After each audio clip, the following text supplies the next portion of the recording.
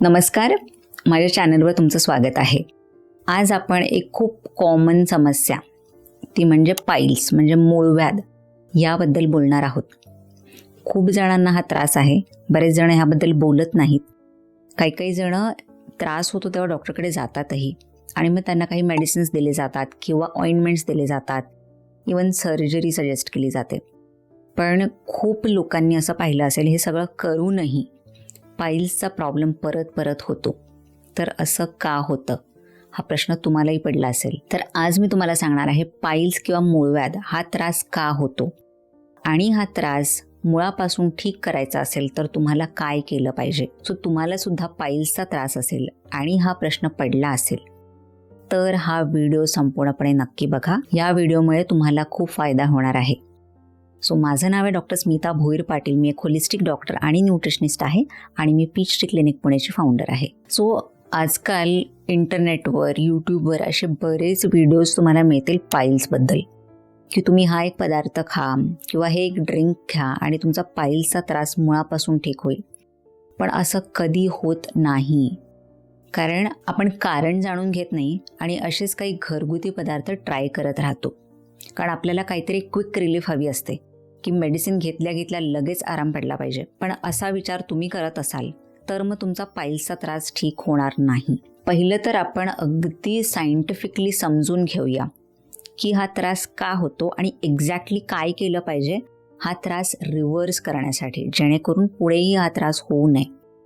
So बघा, piles म्हणजे काय तर रेक्टम किंवा एनस म्हणजे आपलं जे गुदद्वार आहे तिथल्या ज्या काही वेन्स असतात म्हणजे रक्तवाहिन्या असतात त्यामध्ये सूज आलेली असते आणि ह्या ज्या रक्तवाहिन्या असतात जेव्हा त्या आतल्या रक्तवाहिन्यांमध्ये सूज येते तेव्हा त्याला इंटरनल पाईल्स असं म्हणतात आणि जेव्हा ह्या रक्तवाहिन्या सूज येऊन बाहेर येतात तेव्हा त्याला एक्सटर्नल पाईल्स असं म्हणतात. सो जेव्हा पाईल्स किंवा मूळव्याधचा त्रास चालू होतो तेव्हा बरीच लक्षणं दिसतात, जसं की शौचाला त्रास होतो, त्यानंतर काही जणांमध्ये खूप जास्त रक्तस्राव होतो, जळजळ होते, खाज येते आणि त्या भागाला सूज आलेली असते. सो जेव्हा अशी लक्षणं असतात तेव्हा पहिल्यांदा जाणून घेतलं पाहिजे की ह्या मागे काय काय कारण आहे.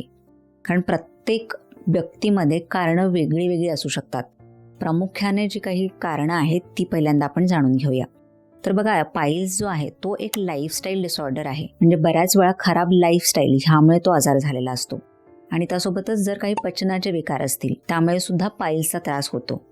तर जी प्रमुख कारणं आहेत त्यातलं सर्वात पहिलं कारण म्हणजे क्रॉनिक कॉन्स्टिपेशन. सो जेव्हा कॉन्स्टिपेशन होतं तेव्हा खूप जास्त स्ट्रेन करावं लागतं, म्हणजे स्टूल पास करण्यासाठी प्रेशर द्यावं लागतं आणि जेव्हा तुम्ही खूप प्रेशर देता तेव्हा गुदद्वारातील ज्या काही वेन्स किंवा रक्तवाहिन्या असतात त्यामध्ये सुद्धा प्रेशर येतं आणि मग त्या प्रोट्रूड व्हायला लागतात, म्हणजे बाहेर निघतात आणि कधी या रक्तवाहिन्या फुटून मग रक्तसुद्धा यायला लागतं. तर कॉन्स्टिपेशन हे एक मेजर कारण आहे पाईल्सचं. तर कॉन्स्टिपेशन का होतं त्याच्या मागे सुद्धा बरीच कारणं आहेत, जसं की पाणी कमी पिणं किंवा तुमच्या आहारामध्ये फायबरचं इंटेक अजिबातच नसेल, तुम्ही खूप प्रोसेस फूड्स मैद्याचे पदार्थ खात असाल तर ह्यामुळे सुद्धा कॉन्स्टिपेशन होतं. त्यानंतर प्रेग्नन्सीमध्ये सुद्धा बऱ्याच महिलांना कॉन्स्टिपेशन होतं आणि प्रेग्नन्सीमध्ये पाईल्स होण्याचा त्रास सुद्धा वाढतो. कारण बघा, प्रेग्नन्सीमध्ये शरीरावर सूज आलेली असते, वजन वाढलेलं असतं, त्यामुळे सर्क्युलेशन व्यवस्थित होत नाही आणि मग पाईल्सचा त्रास चालू होतो. त्यानंतर दुसरं जे खूप कॉमन रिझन आहे ते म्हणजे खूप जास्त वेळ बसणं. जवळजवळ 70% लोकांमध्ये हे कारण असू शकतं, कारण आजकालची जी लाईफस्टाईल आहे ती म्हणजे एका जागी खूप जास्त वेळ बसून राहणं. काही जणांचे जॉबच तसे असतात, जसं की ड्रायव्हर आहेत, इवन IT प्रोफेशनल्स, त्यांना खूप जास्त वेळ एका जागी बसावं लागतं आणि ह्यामुळे माहिती काय होतं, सर्क्युलेशन स्पेशली जे रेक्टमच्या भागातलं सर्क्युलेशन आहे ते व्यवस्थित होत नाही आणि मग तिथल्या ज्या रक्तवाहिन्या आहेत त्यामध्ये सूज यायला लागते. सतत बसून तिथे रक्त साचायला लागतं आणि मग सूज येते, म्हणूनच मग पाईल्सचा त्रास चालू होतो.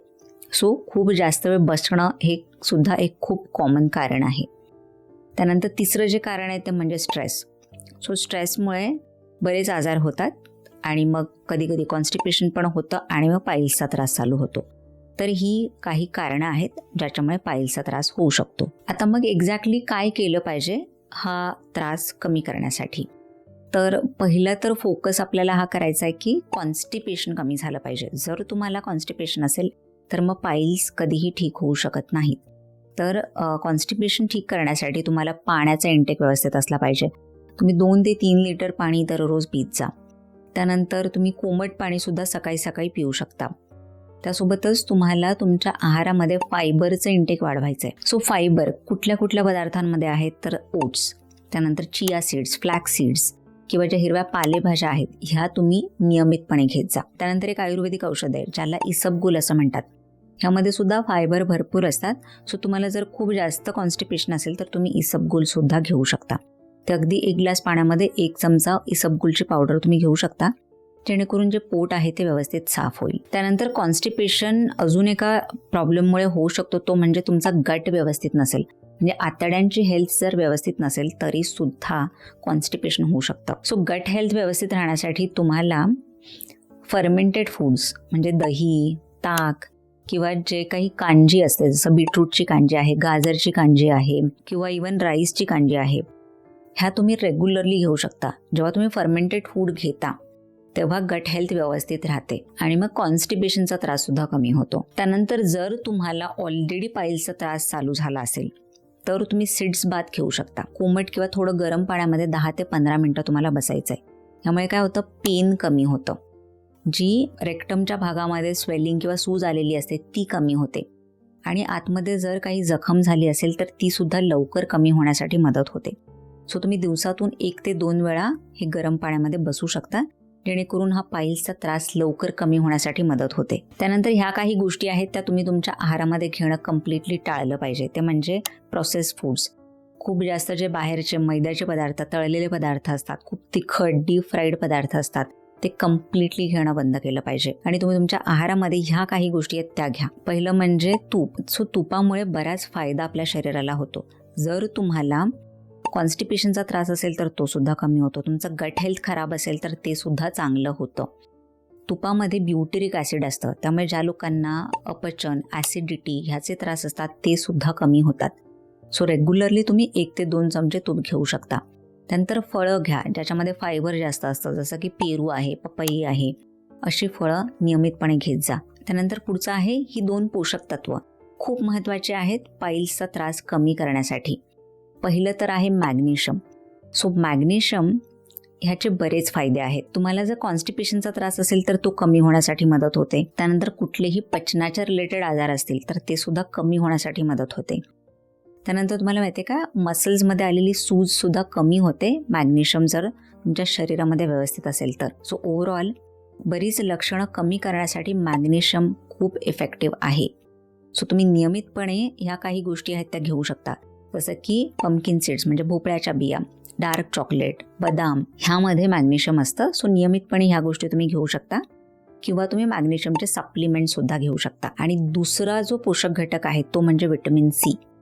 आपल्या रक्तवाहिन्या ज्या आहेत ना त्याच्यासाठी विटॅमिन सी खूप महत्त्वाचं आहे. सो जेव्हा पण पाईल्स किंवा मूळव्याधीचा त्रास होतो तेव्हा रक्तवाहिन्या खूप लूज झालेल्या असतात आणि या रक्तवाहिन्यांना मजबूत ठेवण्यासाठी विटॅमिन सी खूप महत्त्वाचं आहे.